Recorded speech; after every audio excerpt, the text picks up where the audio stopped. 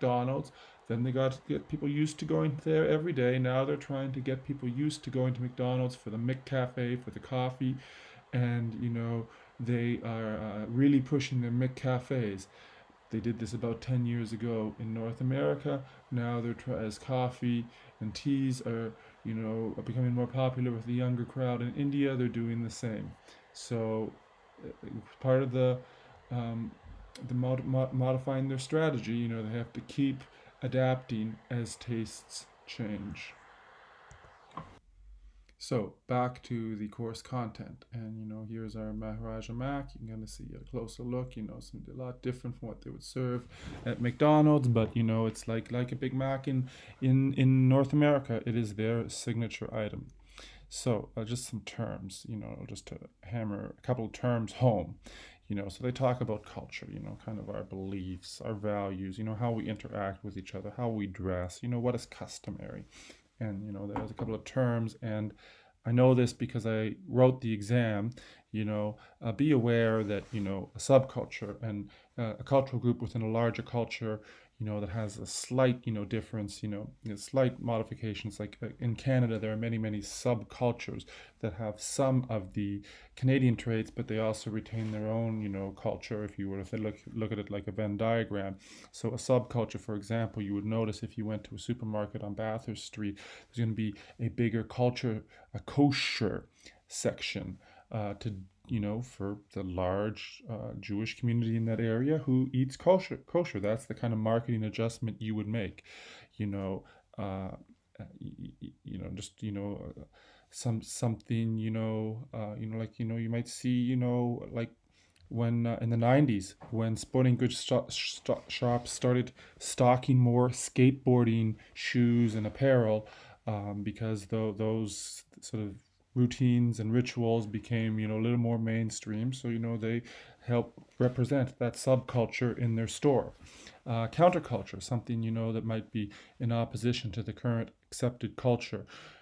You might see this in certain areas, like Kensington Market or Queen West. I know they have been gentrified a little uh, lately, but the idea that the people who don't feel that they're represented by big chains, who want to make more of their individual statements, they might, choose a more, smaller location. Or, for a food example, like, um, the sweet potato in the Junction is really for people who don't feel like a Loblaws or Metro, makes the quality of food that they want to have. They're kind of a little bit oppositional to that everyone else. So, it can be profitable to be that niche market, that deals with that counterculture group.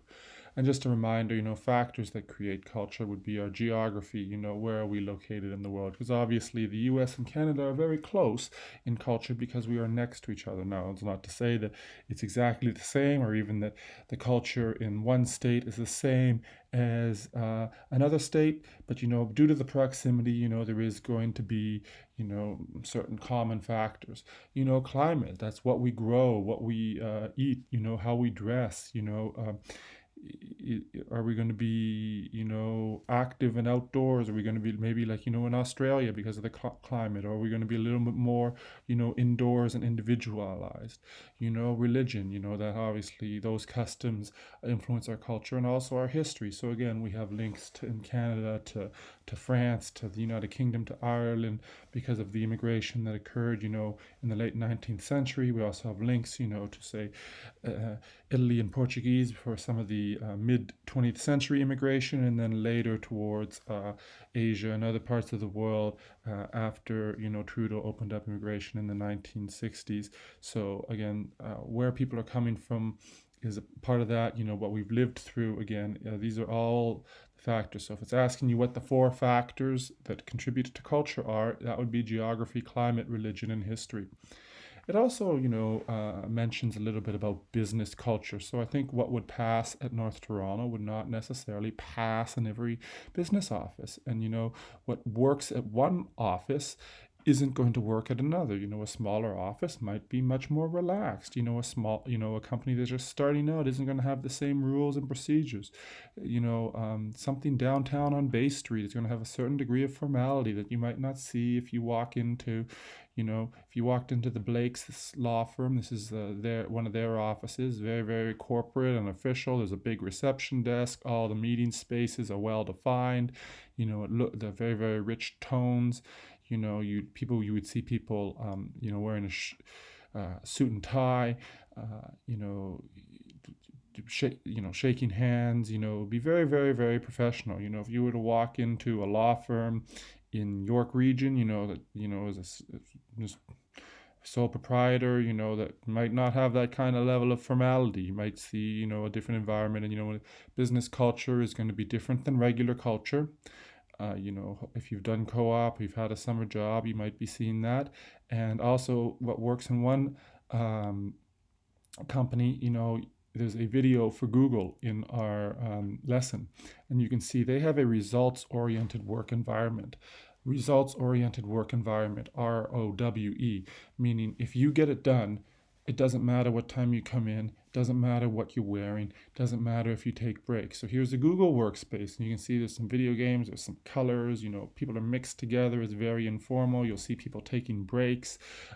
They let people work on their side projects. At Blake's, you better be billing what you're working on. Whereas at Google, you can take that afternoon a month, that day a month to work on a side product, and they've created some, new innovations as a result of that.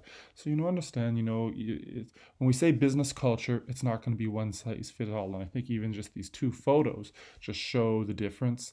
And it's, as you learn when you go through Unit 3, adapting to the company, to the country, to the culture where you're working is a very important part of success. And I stay safe and stay active, and I'll see you next week.